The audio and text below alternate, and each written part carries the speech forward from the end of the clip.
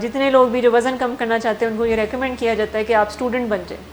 آپ اسٹوڈنٹ بن جائیں wait management کے، آپ اسٹوڈنٹ بن جائیں کیلوریز کے یا نیوٹریشنل ویلیو کے، کہ کس چیز میں کتنی نیوٹریشنل ویلیو ہے. آپ اسٹوڈنٹ بن جائیں کہ کون سی ایسی چیزیں ہیں جو کہ آپ کھائیں گے تو کیلری انٹیک بہت زیادہ نہیں ہوگا لیکن آپ کی بھوک ختم ہو جائے گی یا کریونگز ختم ہو جائیں گی. سو اس بارے میں ایجوکیشن بہت ضروری ہوتی ہے.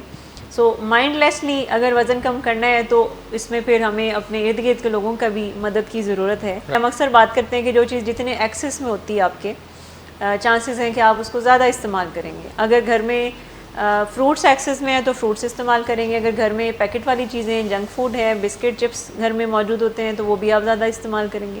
سو ہمیں ان چیزوں کو اپنے فائدے کے لیے استعمال کرنے کی ضرورت ہوتی ہے کہ کیسے ہم اپنے وزن کی کمی میں یہ اپنے ماحول کو چینج کر کے مدد دیں. اس سے ریسرچ یہ بتاتی ہیں، اور اب تو یعنی بہت زیادہ اس پر بات ہو رہی ہے کہ سبزیاں یا دالیں یہ آپ کو بہت ساری بیماریوں سے بچاتی بھی ہیں اور آپ کے امیون سسٹم کو اسٹرانگ بھی کرتی ہیں، اور اس میں کینسر کی بیماری اس میں سر فہرست ہے.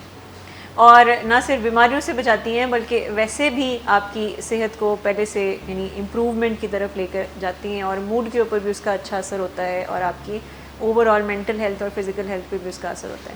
لیکن ساتھ میں یہ جو ہم ایکسٹرا چیزیں اٹیچ کر کے اور عارضی طور پر بچوں کا رجحان ہم پیدا کر تو دیتے ہیں، لیکن بڑے ہو کر آخر کار وہ پھر سے ان کی چوائسیز ہوئی. آپ نے دیکھا ہوگا گھروں میں یہ بھی کلچر ہے کہ آج سبزی بنا لیتے ہیں اور بچوں کو باہر سے شاورما منگوا دیں گے، آج دال بنا دیں گے بچوں کے لیے پیزا منگوا لیں گے. اور بچوں نے بھی یہ کہیں نہ کہیں سمجھ رکھا ہے کہ یہی طریقہ ہوتا ہے کہ جب سبزی میں بنے گی، آلو بنیں گے یا کوئی بھی اس طرح کی کوئی سبزی یعنی جو کہ بچوں کو پسند نہ ہو، تو ان کو بھی پتہ ہوتا ہے کہ اس کے بعد ہم نے فرمائش کرنی ہے کہ باہر سے کوئی میل آئے گا.